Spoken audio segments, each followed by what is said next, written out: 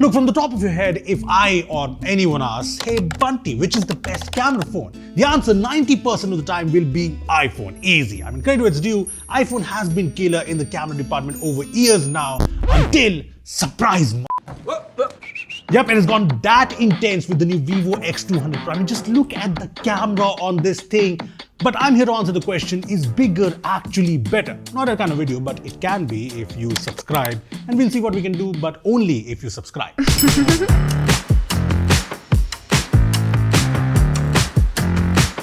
Okay, some background. This is Vivo's new flagship for India, the Vivo X200 Pro, the baddest MF in the stable after the Ultra. And yes, there's a lot to talk about. Dimensity 9400 versus 8 Elite. Is FuntouchOS actually better on a flagship phone? What about the 6000 mAh battery? But this big camera bump makes it very clear that this is a camera with a phone built in. I mean, just look at the specs, it's crazy. The main camera here is a 50 megapixel Sony LYT-818 with a wide aperture. Yes, no 1-inch sensor this time, but they're supposed to be really good. Then there's a 50 megapixel ultra wide angle camera, but the big deal is this 200 megapixel periscope telephoto lens from the X100 Ultra, and that's super packed. Yep, the camera specs are absolutely crazy, but the big question is, does this beat the iPhone? Okay, so let's take it one by one. Let's start with the main camera first, and let me make it clear that all of the photos are on the default camera settings. Okay, so there's obviously a difference in the color tones, as you can see, which you can customize on both the phones, but apart from that, it's neck to neck in all the photos you see. Both take sharp, detailed, well-exposed shots, but overall, the dynamic range is just always better in the Vivo. It just handles the shadows better, and not just dynamic range. Photos from the main camera with a human subject is better on the X200 Pro. The color tones on the face look really nice, well balanced almost every single time. I mean, the difference is there. And you know what? Overall, I think Vivo is better, and that's because it's better in low light. I mean, things are neck to neck in low light too, but Vivo does so well in terms of noise. You just zoom in and see, and the iPhone shots look a bit over-processed, sharpened. Vivo also handles photos that have a dark and bright area better. I mean, just look at this comparison, and there's multiple examples of this. In a proper pitch black situation though, I thought the iPhone was better, but other than that, Vivo is better. Having said that, the main cameras I thought was pretty close on both these phones, but the telephoto lens is where the X200 Pro makes the iPhone look pretty ancient. I mean, this is a 5x shot from both the phones, and just look at the natural bokeh in the Vivo photo. Look at the details on the face. In fact, every single human subject photo taken from the telephoto lens has the same pattern. The Vivo photos have much sharper details, way better skin tones, and now this is 5x, but 10x is crazier, and 25x, which is iPhone's max digital zoom, is where Vivo just kills it. It's a huge difference. And not just human subjects, even when taking a simple shot where text is involved, the X200 Pro just turns out to be a lot better. Now, we generally avoid using the telephoto cameras in low light because they just suck, no matter which brand you use. But this is changing that perception. I mean, just check out these low light comparison shots from the telephoto lens. The shots from the X200 Pro are just way better. They're sharper, they're brighter, and they're actually more usable. Even in the portrait mode, face is almost always sharper in the Vivo phone. The skin tones are better, and in this photo, even when you look at the jacket, you can see the details properly. I mean, it's a rad jacket, you gotta agree. So I would want people to comment when they see the details. And I took some portrait mode shots in the night too, I know, playing with fire, and I'm gonna say both phones aren't what I want them to be. I mean, iPhone just messes up the face, there's so much noise. Vivo does this oil paint kind of effect as we go darker, and in super low light, both are bad, but if you have to choose the less worse out of the two, which one would you? I'll be waiting in the comments. Look, telephoto, there's definitely no comparison. And as for the ultra wide angle shots, I did find iPhone photos to be sharper and overall a tad bit better, but things kind of flip in low light. The Vivo photos have better dynamic range, they are brighter, and mind you, auto night mode was turned on for both. Now you're probably thinking nothing can beat the iPhone in video quality, right? And you are probably right, but just look at how close Vivo gets. I mean, if you look at this 4K 60 FPS video, you can see how the iPhone has this sort of contrasty look. I mean, just look at the colors, the overall sharpness. The Vivo video is great too, no doubt, but the iPhone, I mean, is just more appealing. Better colors and an overall better video to look at. In low light though, Vivo kinda takes the throne back. The X200 Pro videos are slightly brighter, and just look at how it handles movements better. No jitter at all. In fact, this is a video, it's super low light, and just look at how good, how sharp Vivo is. Now both of these phones have 4K 120 FPS support. In fact, Vivo does one better. Its telephoto lens supports 4K 120 FPS videos, while the iPhone, it's limited to the main camera. Now in the 4K 120 FPS videos, I know people who prefer the Vivo video because it seems better exposed, but I personally prefer the iPhone's more sharper, smoother, even sort of processed look. But then again, that could be just me. Both of these phones also have portrait video, aka cinematic video, and color-wise, I found the iPhone to be better. The face is sharper in the iPhone. Vivo has more natural blood, but I'd prefer the overall colors and contrast of the iPhone here.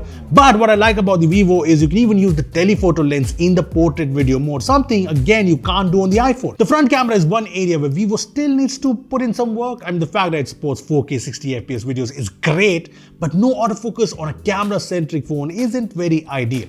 And honestly, the selfies in daytime look really good, no worries there, sometimes even better than the iPhone, but it's in the low light where the iPhone selfies are way better. The X200 Pro selfies have this oil painting effect which kind of messes the whole photo, and I think that does not belong on such a great camera phone. In terms of videos, both are very close, can't say good about either as the lighting over there was subpar, but if I had to choose one, I'd still prefer the Vivo because of the overall brighter footage. So all in all, the rear cameras here are definitely killer. Can't remember taking a bad photo or an unusable photo with this one, but this is also a phone that is just up there in terms of specs. So this is a flagship phone, and while design isn't too different from the X100 Pro, I mean it's still a big 6.78-inch phone that weighs 228 grams, there are subtle improvements I liked. For example, the quad curve display is more flat than curved compared to the X100 Pro, and that means flatter aluminum sides, which make holding the phone more comfortable.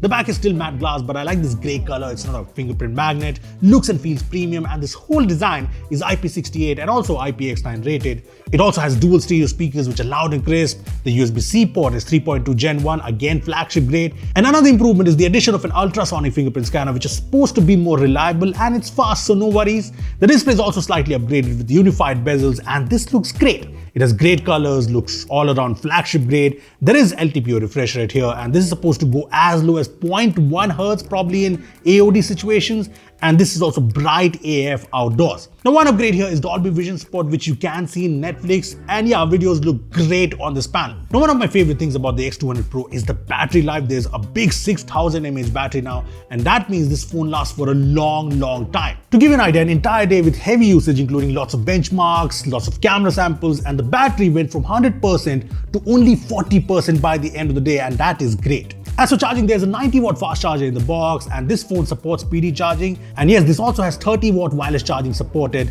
like most flagships. Now talking numbers and performance, this packs in the Dimensity 9400, which is MediaTek's flagship chipset, and add to that it's packed with 16GB LPDDR5X RAM, 512GB UFS 4.0 storage. So yeah, Vivo hasn't compromised anywhere, no 128GB base variant bullshit.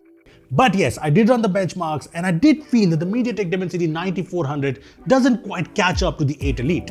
I mean, this is the Antutu score, and this is still a great score, but I've seen the 9400 in the Chinese X200 Pro hitting 2.9 million. So I ran the test multiple times on an Indian variant X200 Pro, looked for any performance modes I may be missing, but no, this is the best score we got. Now these are the Geekbench scores, and now this is the 3D Mark score compared to the 8 Elite, and yeah, it's good, but does not quite match up to the 8 Elite. Now what's interesting is that the phone is super stable even in the CPU throttling test, and there's no overheating at all. Even after playing games like BGMI at 120 FPS for 30 minutes does not heat up the phone at all. So that makes me think that maybe Vivo has controlled the performance here for better thermals.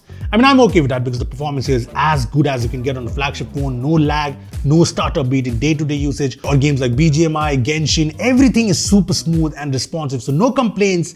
But yes, this does not hit the peak in numbers. Performance apart, FuntouchOS is based on Android 15, and there's good news and bad news. Good news is, pre-installed third-party apps are only a few popular ones and you can uninstall them, so no biggie. But yes, you do get these recommendations in search, and these notifications are still there when you set up the phone for the first time. Look, all said and done, I've been using the Vivo X200 Pro as my daily driver, and I can tell you one thing, this is one proper flagship phone that I can see myself using in the long run. I mean, I'm in no hurry to switch to the next phone after the video is done, which is the case with a lot of phones, and that's because this does not have any big deal breakers. I mean, yes, the front camera can be better in low light, FuntouchOS has its quirks, and the benchmark scores don't get you the bragging rights, but that apart, every single aspect of this phone delivers a flagship grade experience, and yes, the cameras are obviously a big part of that. It is the better camera phone compared to the iPhone in most of the scenarios, and it's just that consistent, solid camera you want in a premium phone. So to answer your question, if bigger is better, apparently it is. Anyway, what